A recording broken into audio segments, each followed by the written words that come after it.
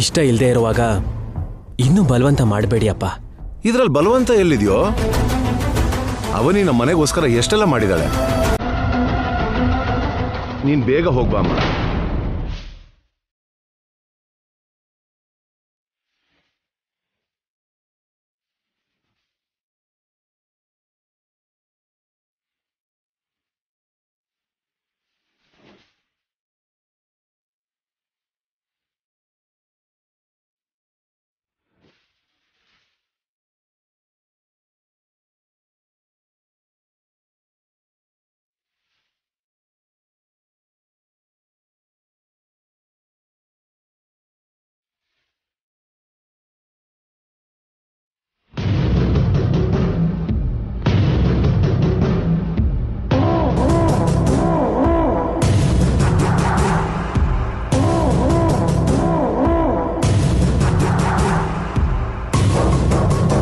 ಬಾಮ್ಮ.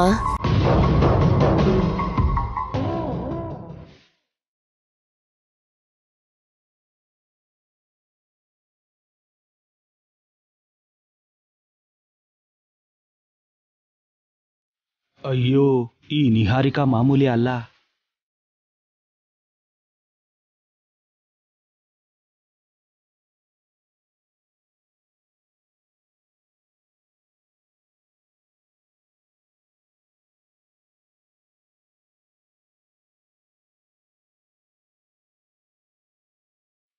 ಅಮ್ಮ ಅವನಿ, ಹೋಗಮ್ಮ.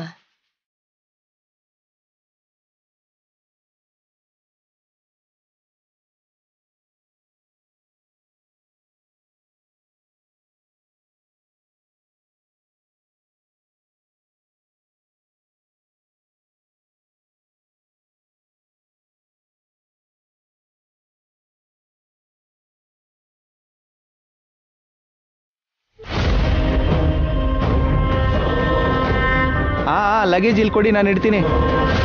ನೀವು ಕಾರಲ್ಲಿ ಕೂತ್ಕೊಳ್ಳಿ.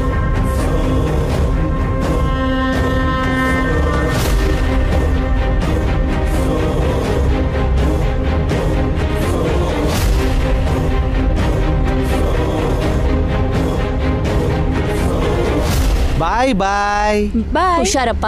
ಟಾಟಾ.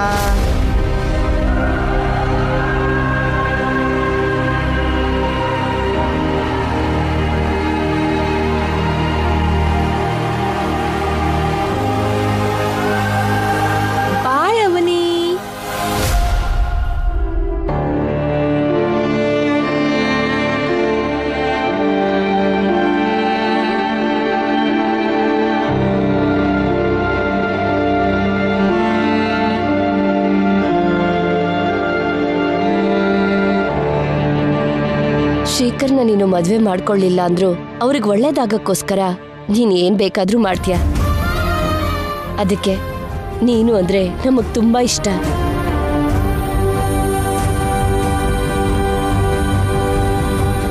ಇಷ್ಟು ದಿನ ನಿನ್ ಜೊತೆ ಹಗ್ಲೂ ರಾತ್ರಿ ಇದ್ದಿದ್ ಶ್ರೀಕರ್ ಇನ್ಮೇಲೆ ನಿಹಾರಿಕಾ ಜೊತೆ ಓಡಾಡ್ತಾನೆ ಅಂತ ಫೀಲ್ ಆಗ್ತಿದ್ಯಾ?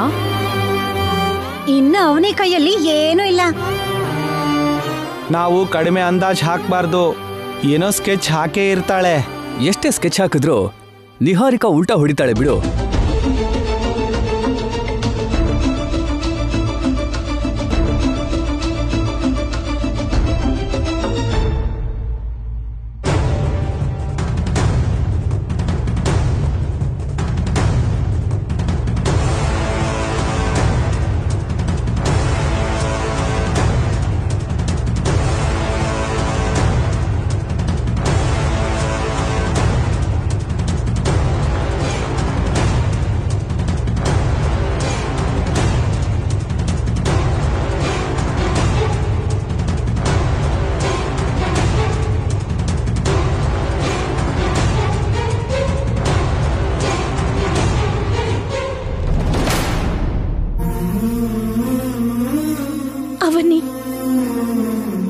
ಮೊದಲು ನೀನು ನನ್ನ ಕ್ಷಮಿಸು. ಯಾಕೆ ಅಂದ್ರೆ ಏನೋ ಒಂದ್ ಮಾಡಿ ನನ್ನ ಪ್ರಯಾಣನ ನಾನು ತಡಿದೇ ಇರುವಷ್ಟು ನಿಸ್ಸಹಾಯಕನಾಗಿ ಇದ್ಬಿಟ್ಟೆ. ಅದಕ್ಕೆ ರಾತ್ರಿಯಿಂದ ನೀನೆಷ್ಟು ನೋವು ಪಡ್ತಿದೀಯೋ ನನಗೆ ಗೊತ್ತು. ಈ ಕ್ಷಣ ನಿನ್ ಮನ್ಸು ಎಷ್ಟು ನೋವನ್ನ ತುಂಬಿಕೊಂಡಿದೆಯೋ ನನ್ನ ಮನ್ಸು ಕೂಡ ಹಾಗೆ ಇದೆ. ಆದ್ರೆ ಈ ಗಂಡಾಂತರನ ನಾವು ದಾಟ್ಲೇಬೇಕು. ನಿನಗೆ ಯಾವುದೇ ಪರಿಸ್ಥಿತಿನಲ್ಲೂ ಅನ್ಯಾಯ ಆಗಲ್ಲ ಅಂತ ನಾನ್ ನಿನಗೆ ಮಾತು ಕೊಟ್ಟಿದ್ದೀನಿ. ಯಾಕೆ ಅಂದ್ರೆ ಮೊದಲನೇ ಸಲ ನಿನ್ನ ನೋಡ್ದಾಗ್ಲೇ ನೀನೇ ನನ್ನ ಜೀವನ ಅನ್ಕೊಂಡೆ.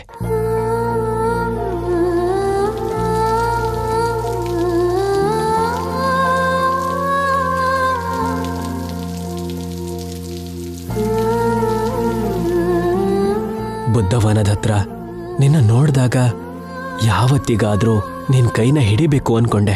ನೀನ್ ನನ್ನ ಹಿಂದೆ ಸಪ್ತಪದಿನ ಹಾಕ್ಬೇಕು ಅನ್ಕೊಂಡೆ.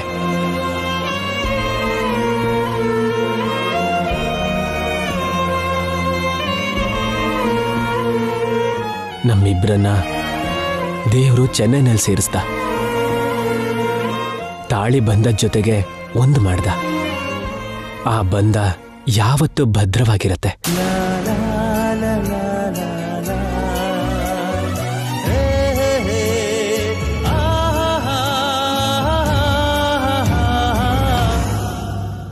ನಮ್ಮ ಪ್ರಯಾಣದಲ್ಲಿ ಪರೀಕ್ಷೆಗಳು ಅಪಾಯಗಳು ಇರ್ಬೋದು, ಆದ್ರೆ ನಾನು ನಿನಗೆ ಶಾಶ್ವತವಾಗಿ ದೂರ ಆಗ್ಬಿಡ್ತೀನೇನೋ ಅನ್ನೋ ಆಲೋಚನೆನ ಮಾತ್ರ ಬರೋಕ್ ಬಿಡ್ಬೇಡ.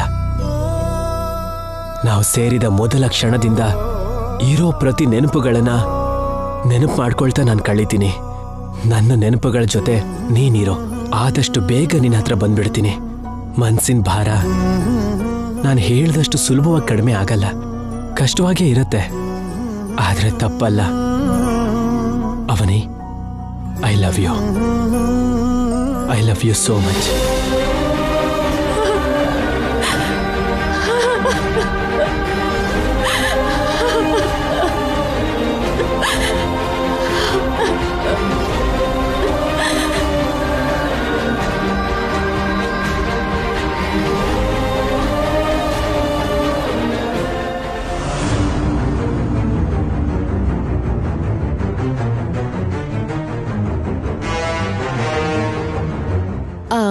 ಶ್ರೀಕರ್ ಅವ್ರೆ,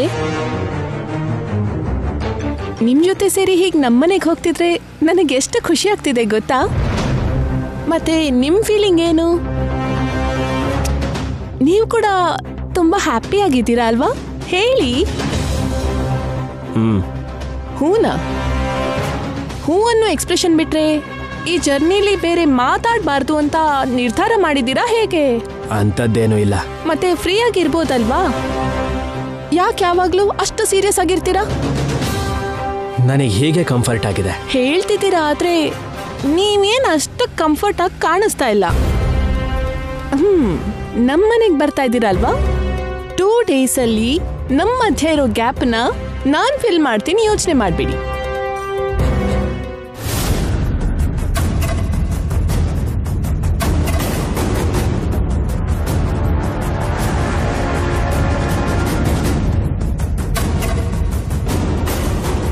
ಶ್ರೀಕರ್ ಅವ್ರೆ, ಕಾರ್ ನಿಲ್ಸಿ. ಏನಾಯ್ತು? ಅಲ್ಲಿ ನಿಲ್ಸಿ.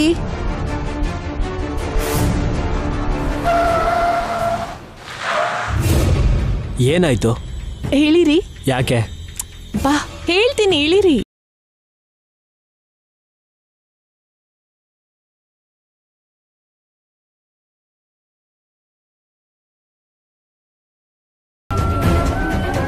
ಮಲ್ಲಿಗೆ ಹೂ ಕೊಡ್ಸಿ. ಯಾಕೆ? ಕಿವಿಗೆ ಇಟ್ಕೊಳಕ್ಕೆ. ಬನ್ರಿ.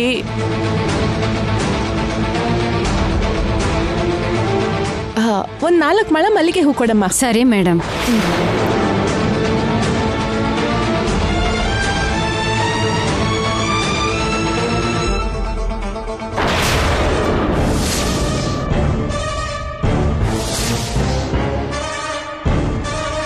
₹100 ಸರ್.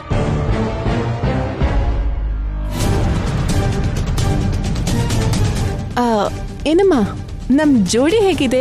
ತುಂಬಾ ಚೆನ್ನಾಗಿದ್ಯಮ್ಮ. ಹೀರೋ ಹೀರೋಯಿನ್ ತರ ಇದೀರಾ. Thank you. ನಿಹಾರಿಕಾ ಜೊತೆ ಯಾಕೆ ಓಡಾಡ್ತಿದ್ದಾನೆ? ಅವನಿ ಇಲ್ದೇನೆ ಕ್ಷಣ ಕೂಡ ಇಲ್ಲದೆ ಇರೋನು. ನಿಹಾರಿಕಾಗ್ ಯಾಕೆ ಇಷ್ಟು ಹತ್ರ ಆಗ್ತಿದ್ದಾನೆ? ಹೋಗೋಣ ನಡಿ. ಕೊಡ್ಸದ್ಮೇಲೆ ನಿಮ್ ಕೆಲ್ಸ ಆಗೋಯ್ತು ಅನ್ಕೊಂಡಿದ್ದೀರಾ? ಇನ್ನೇನ್ ಮಾಡ್ಬೇಕು? ನಿಮ್ಗೆ ಸಿನಿಮಾ ನಾಲೆಡ್ಜ್ ಸ್ವಲ್ಪನೂ ಇಲ್ಲ ಅನ್ಸುತ್ತೆ. ಹೂವನ್ನ ನಿಮ್ ಕೈಯಾರೆ ನನ್ ತಲೆಗೆ ಮುಡ್ಸಿ.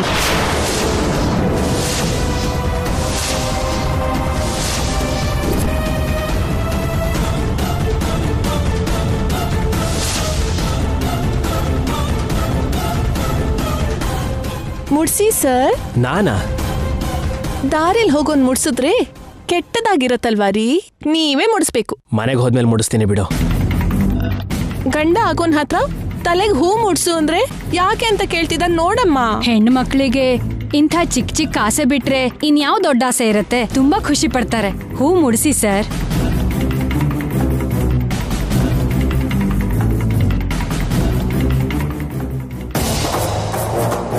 ಮುಡ್ಸಿ ಸರ್.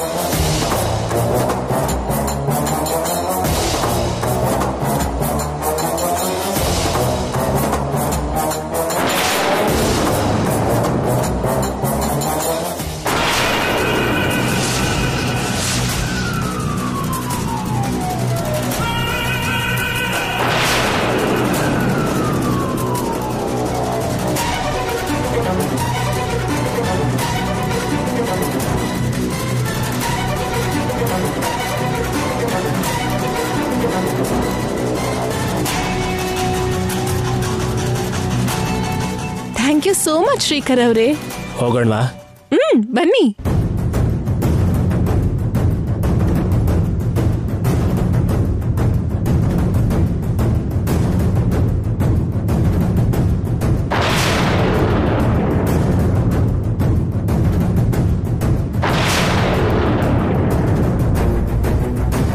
ಹಾಯ್ ಸುಜಾತ ಅವರೇ, ಚೆನ್ನಾಗಿದ್ದೀರಾ?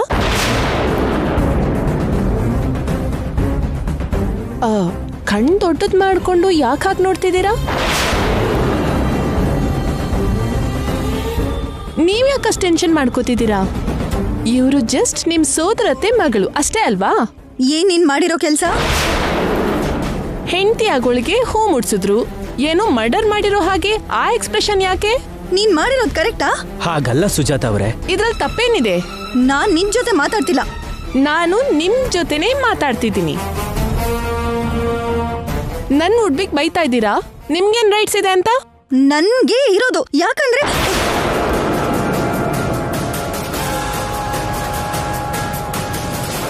ಹಾ, ಯಾಕೆ ಅಂದ್ರೆ ಸುಮ್ನೆ ಆದ್ರಲ್ಲ, ಯಾಕೆ ಹೇಳಿ?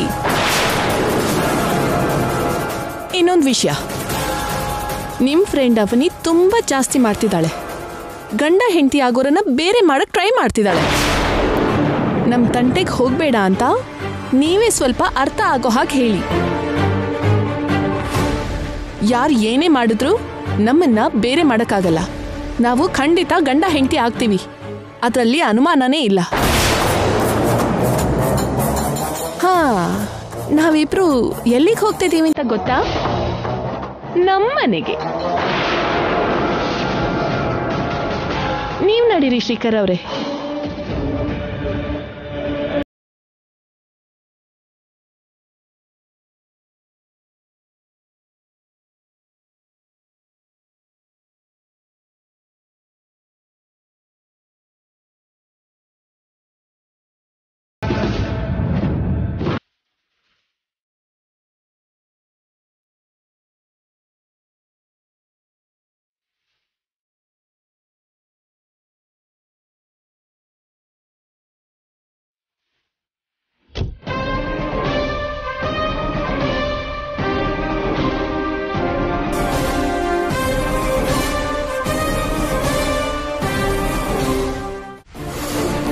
ಶ್ರೀಕರ್ ಯಾಕೋ ನಿಹಾರಿಕಾ ವಿಷಯದಲ್ಲಿ ಸ್ವಲ್ಪ ಹಿಂದೇಟಾಗ್ತಿದ್ದಾನೆ ಅನ್ನಿಸ್ತಾ ಇದ್ದೀರಿ.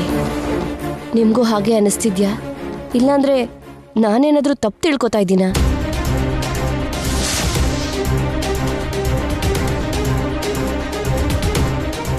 ಅಲ್ಲಿಗೆ ಹೋಗಿದಾನಲ್ವಾ, ಈ 10 ದಿನದೊಳಗೆ ಅವರಿಬ್ರಲ್ಲಿ ಅಂತರ ಇದ್ರೆ ಹತ್ರ ಆಗ್ಬಿಡ್ತಾರ ಬಿಡು. ಅದ್ರ ಬಗ್ಗೆ ಯೋಚನೆ ಮಾಡ್ಬೇಡ. ಅವನಿನ ಈ ಮನೇಲಿ ಇನ್ನು ಎಷ್ಟು ದಿನ ಅಂತ ಇಟ್ಕೋತೀರಾ ಅತ್ತೆ? ಅವನಿಯಿಂದ ಶ್ರೀಕರ್ಗೆ ನಿಹಾರಿಕಾ ಮಧ್ಯೆ ಎಷ್ಟು ಡಿಸ್ಟರ್ಬೆನ್ಸ್ ಬರ್ತಿದೆ ಅಂತ ನೀವು ಗಮನಿಸ್ತಿಲ್ವಾ? ಯಾವ್ದಕ್ಕೆ ಆದ್ರೂ ಒಂದ್ ಮಿತಿ ಇರ್ಬೇಕಲ್ವೇನಮ್ಮ? ಜೊತೆಗೆ ಈ ಮನೇಲಿ ಏನೋ ಅಧಿಕಾರ ಇರೋ ಹಾಗೆ ಅವನೇ ಚಲಾಯಿಸ್ತಿದ್ರು, ನೀವೇನೋ ಅಂತಾನೆ ಇಲ್ಲ. ನೀವು ಆದಷ್ಟು ಬೇಗ ಅವನಿನ ಹೊರಗಡೆ ಕಳಿಸ್ಲಿಲ್ಲ ಅಂದ್ರೆ ಮದ್ವೆಗೆ ತೊಂದ್ರೆ ಆಗುತ್ತೆ. ಅದನ್ ಮಾತ್ರ ನೆನ್ಪಿಟ್ಕೊಳ್ಳಿ. ಮದ್ವೆ ಅಂತಿದ್ ಹಾಗೆ ಒಂದು ವಿಷಯ ನೆನ್ಪಿಗೆ ಬಂತು. ಅವನಿ, ಅಮ್ಮ ಅವನಿ, ಅಮ್ಮ ಅವನಿ.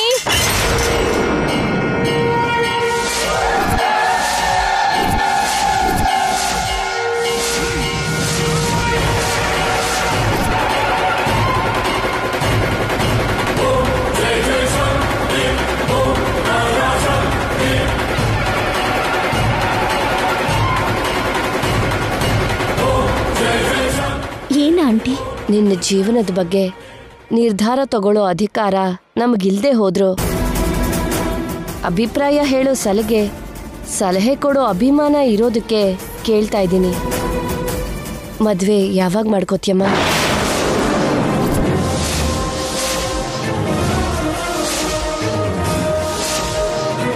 ಇನ್ನೊಂದು 15 ದಿನದಲ್ಲೋ 20 ದಿನದಲ್ಲೋ ಶ್ರೀಕರ್ ನಿಹಾರಿಕಾ ಮದ್ವೆಗೆ ಮುಹೂರ್ತ ಇಡ್ತೀವಿ.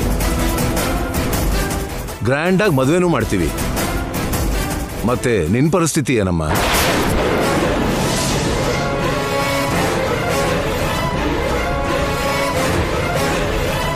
ನೀನ್ ಹೂ ಅಂದ್ರೆ ನಿಮ್ ಅಣ್ಣನ್ಗೆ ಫೋನ್ ಮಾಡ್ತೀವಿ. ನೀನ್ ಸರಿ ಅಂದ್ರೆ ಸಂಬಂಧ ಕೂಡ ನೋಡ್ತೀವಿ.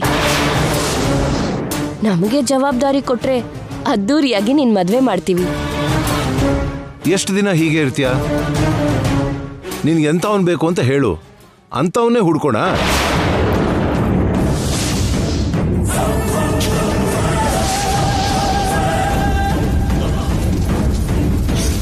ನೀನು ಕೂಡ ಮದ್ವೆ ಮಾಡ್ಕೊಂಡ್ರೆ ಶ್ರೀಕರ್ ನಿಹಾರಿಕಾ ಹಾಗೆ ಸಂತೋಷವಾಗಿರ್ತೀಯ.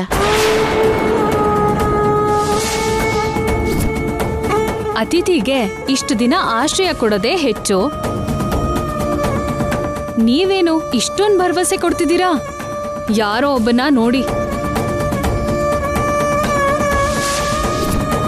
ಸ್ಥಾನಕ್ಕೆ ತಕ್ಕ ಸಂಬಂಧ ಬರುತ್ತಮ್ಮ. ಬರೋನು ವೇದವತಿಗೆ ಅಳಿಯ ಅಲ್ಲ, ಆ ಹುಡುಗಿಗೆ ಗಂಡ ಮಾತ್ರನೇ. ನೀವೆಲ್ಲ ಆಪ್ಷನ್ ಕೊಟ್ರು ಅವನಿಗೆ ಎಷ್ಟೇ ಕೋರಿಕೆ ಕೇಳಿದ್ರು ಸ್ಥಾನಕ್ಕೆ ತಕ್ಕ ಹಾಗೆ ಇವಳ ಸ್ಥಾನಕ್ಕೆ ತಕ್ಕವನೇ ಬರ್ತಾನೆ.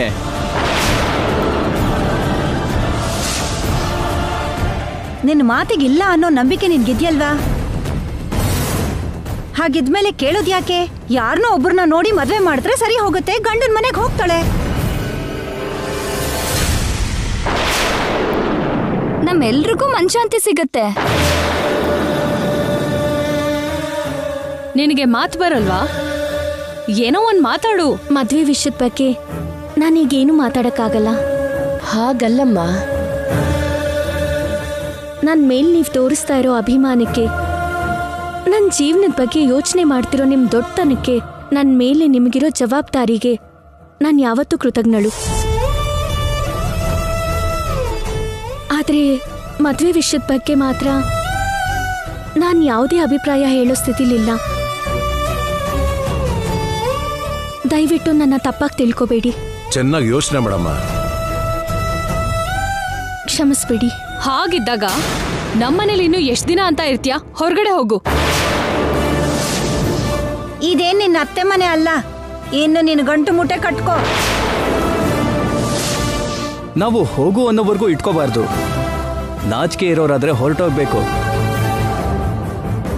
ಅದು ಇಲ್ದಿರೋದಕ್ಕೆ ಅಲ್ವಾ ತಿಂಗಳು ಮೀರಿದ್ರು ಇರ್ತಿದ್ದಾಳೆ.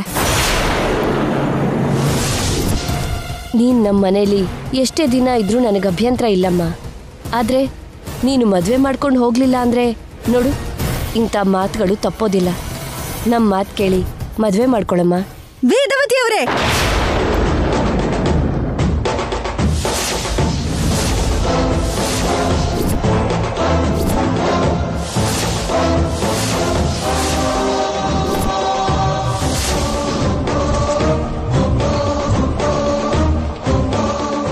ನಮ್ಮನೇಲಿ ಏನೋ ಸೀರಿಯಸ್ ಸೀನ್ ನಡೀತಾ ಇದ್ರೆ ನಿಮ್ಮನೇಲಿ ಅಲಾರಾಮ್ ಹೊಡೆಯುತ್ತಾ ಏನೋ ಕರೆಕ್ಟ್ ಟೈಮ್ಗೆ ಎಂಟ್ರಿ ಕೊಡ್ತೀಯಾ? ನನ್ ತಂಗಿ ಹಾಗಿರೋ ಅವನಿಗೆ ಕಷ್ಟ ಬಂದ್ ಪ್ರತಿ ಸರಿ ದೇವ್ರ ನನ್ ಹೀಗೆ ಕಳಿಸ್ತಾನೆ ಇರ್ತಾನೆ. ಒಳ್ಳೆ ಸಮಯಕ್ಕೆ ಬಂದಿದ್ಯಮ್ಮ. ಅವನಿಗೆ ಮದುವೆ ಮಾಡೋ ಜವಾಬ್ದಾರಿನ ನಾವು ತಗೋಬೇಕು ಅನ್ಕೊಂಡಿದ್ದೀವಿ. ನಾವು ಎಷ್ಟೇ ಹೇಳ್ತಿದ್ರು ಅವಳು ಮದುವೆಗೆ ಒಪ್ಕೊಂತಾನೆ ಇಲ್ಲ. ನೀನಾದ್ರೂ ಹೇಳಮ್ಮ. ನಿನ್ ಮಾತಾದ್ರೂ ಕೇಳ್ತಾಳೋ ಏನೋ. ಒಂದ್ ಹೆಣ್ಣು ಮದ್ವೆ ವಿಷಯದಲ್ಲಿ ನಿರ್ಧಾರ ಹೇಳೋಕಾಗ್ದೆ ಓಡಾಡ್ತಿದ್ದಾಳೆ ಅಂದ್ರೆ ಏನೋ ಒಂದ್ ಬಲವಾದ ಕಾರಣ ಇರತ್ತೆ ಅಂತಾನೆ ಅದರ ಅರ್ಥ. ಅದನ್ನ ಅರ್ಥ ಮಾಡ್ಕೊಳ್ದೇನೆ ಎಲ್ರೂ ಸುತ್ತ ನಿಂತು ಕಷ್ಟ ಕೊಟ್ರೆ ಹೇಗೆ? ನಾವ್ ಅವನಿಗೆ ಒಳ್ಳೇದೇ ಮಾಡ್ಬೇಕು ಅನ್ಕೋತಿದೀವಮ್ಮ. ಇದ್ರಲ್ಲಿ ಕಷ್ಟ ಕೊಡೋದೇನಿದೆ ಹೇಳು? ಹೊರಗಡೆ ಕಾಣಿಸ್ತಾ ಇರೋದು ಮನ್ಸಲ್ಲಿ ತುಂಬಾ ಇರುತ್ತೆ. ಗಾಯ ಆಗಿರೋರ್ ಮನ್ಸಿನ ಆಳದ ಬಗ್ಗೆ ನಿಮಗೆ ಗೊತ್ತಾಗತ್ತೆ. ಆಯ್ತು, ಅವಳ ಮನ್ಸಲ್ಲಿ ಏನಿದೆಯೋ ನೀನಾದ್ರೂ ತಿಳ್ಕೊಳಮ್ಮ.